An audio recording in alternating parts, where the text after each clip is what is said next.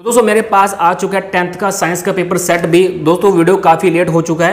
Right answer में click कर रहा था कि आपके जो ऑप्शन टाइप क्वेश्चन आए थे उनके राइट आंसर क्या है, तो उस वजह से दोस्तों वीडियो जो है डिले हो गया है। तो दोस्तों मैं आपको इस वीडियो में राइट आंसर बताने वाला हूं, जो कि आपसे क्वेश्चन पूछे गए थे उनके क्या क्या आंसर हैं, ऑप्शन टाइप एक नंबर वाले, और बड़े बड़े क्वेश्चन भी आपको मैं शेयर करने वाला हूं ताकि वो सभी आपके ठीक होंगे।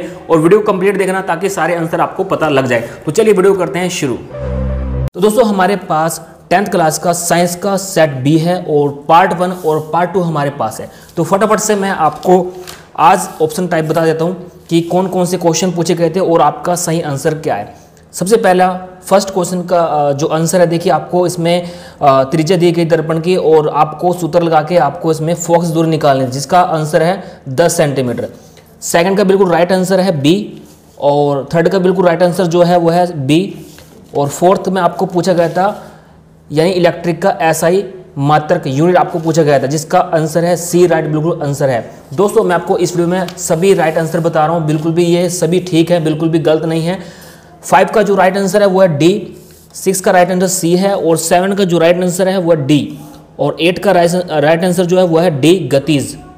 उसके बाद दोस्तों यहाँ पर 9 जो क्वेश्चन पूछा गया था 1 नंबर का, इसमें आपसे पूछा गया था टिहरी बांध किस नदी पर बना है। काफ़ी लोगों ने गंगा किया हुआ है और इसका जो राइट आंसर था वो था भागीरथी नदी। उसके बाद 10th का जो राइट आंसर है वो है बी यानी कि 1985, और 11 का जो राइट आंसर है वो है यहाँ पर सी। उसके बाद जो 12 का राइट आंसर जो है वो है उष्मा शेपी, यानी आपको खालिस्तान में उष्मा शेपी यहाँ पर आपका आना था। इसके बाद यहाँ पर 13 का जो राइट आंसर है आपको लिखना था, आपको सूत्र लिखना था सोडियम का, तो सोडियम कार्बोनेट का तो यहाँ पर है Na2CO3 10H2O। उसके बाद 14 का जो राइट आंसर है वो है BHG। 15 का राइट आंसर है यहाँ पर आपका B282 यानी मैग्नीशियम का इलेक्ट्रॉनिक विन्यास है, इसका राइट आंसर बिल्कुल B है। और 16 का जो आपको आंसर यहाँ पर लिखना था, जो कि 1 नंबर था, खालिस्तान आपको पूछा गया था, इसका जो यहाँ पर आंसर आता हुआ था कोवेलेंट बॉन्ड। उसके बाद 17 का जो राइट आंसर है वो है बी, यानी आपको प्रोपेन का सूत्र आपसे पूछा गया था, जिसका राइट आंसर बी है C3H8। 18 का जो राइट आंसर है यानी आपसे यहाँ पर खालिस्तान पूछा गया था और आपको यहाँ पर बताना था, तो इसका जो राइट आंसर है वो है एल्कीन। हिंदी में ऐसे लिखेगा और साइंस की लैंग्वेज में इसको ऐसा लिखा जाएगा। इसका जो सूत्र आप देख भी लीजिए, यहाँ पर इस तरह से सी डालकर और ये डालकर आपको इस तरह से सूत्र भी इसको लिख सकते थे, जो कि काफ़ी अच्छा था। अगर आपने लिखा होगा, अगर आपने ये भी लिखा होगा तब भी आपका ठीक है। उसके बाद 19 का राइट आंसर जो है डी है। उसके बाद 20 का राइट आंसर है धमनी। काफ़ी लड़कों ने यहाँ पर काफ़ी कुछ लिखा हुआ है, लेकिन इसका राइट जो आंसर है वह धमनी आपने लिखना था। 21 का राइट जो आंसर है वह जल यानी सी। 22 का राइट आंसर आपको यहाँ पर लिखना था, 1 नंबर का था, खालिस्तान आपको दिया गया था, इसका जो आंसर था वो था स्पाइनल कॉर्ड।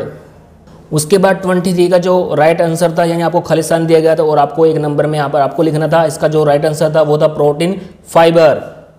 उसके बाद 24 का राइट आंसर ए था और 25 का राइट आंसर डी था, और 26 में आपको फिर पूछा गया था नर और मादा में कितने जोड़े गुणसूत्र होते हैं, तो यहाँ पर आएगा 23 जोड़े।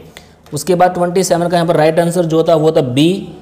उसके बाद 28 का जो राइट आंसर था वो था बी यानी द्वितीय। शाकाहारी कौन से पोषी स्तर पर आते हैं यानी द्वितीय, यानी 20 का राइट आंसर था। उसके बाद 29, 30 दो कृत्रिम परितंत्रों के नाम लिखिए। ये मैंने आपके लिए छोड़ा है और ये भी आपके लिए छोड़ा है कि दोनों का आंसर क्या है। आप कमेंट बॉक्स में कमेंट जरूर करना। मैं देखना चाहता हूँ कि आप इस वीडियो को पूरी देख भी रहे हैं या फिर नहीं।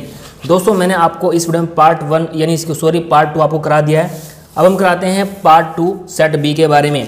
पार्ट 2 में देखिए आपसे जो है 9 क्वेश्चन पूछे गए थे बड़े बड़े, जो कि आपको लिखकर आंसर देने थे। सेक्शन ए में आपसे 3 नंबर का क्वेश्चन, 2 नंबर का, फिर 5 नंबर का क्वेश्चन आपसे पूछे गए थे। उसके बाद 3 नंबर का, फिर 2 नंबर का। सबसे पहले देखिए यहाँ पर आपसे इस तरह के क्वेश्चन पूछे गए थे, आप देख रहे होंगे, तो आपको उसमें कुछ लाइनें लिखनी थी। एक परिनलिका में प्रभावित विद्युत धारा के कारण उत्पन्न चुंबकीय क्षेत्र को आरेखित कीजिए, तो आपको 3 नंबर के आपको मिलेंगे अगर आपने इसमें कुछ लिखा होगा। उसके बाद बी में आपको यहाँ पर 2 दिए गए थे, दोनों में से आपको एक करना था। उसके बाद विद्युत टोस्टर के बारे में या फिर तथा विद्युत प्रेस के बारे में आपको बताना था, 2 नंबर का था।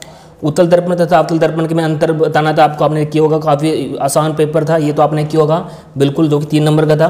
सेक्शन बी में फिर आपसे 5-5 नंबर के क्वेश्चन पूछे गए थे। नाइट्रोजन के बारे में आपसे पूछे गए हैं, फास्फोरस के बारे में आपको बताना था।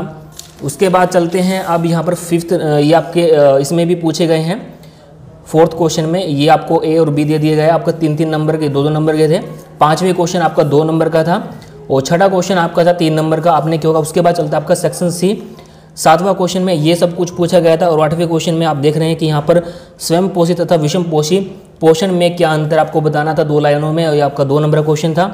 या तो आप ये कीजिए या फिर आपको ये करना, दोनों में से आपको ए करना था जो कि 5 नंबर का था। उसके बाद मानव में विषण के कार्य क्या कार्य हैं, ये आपका 2 नंबर का था, आप आई होप आपने किया होगा।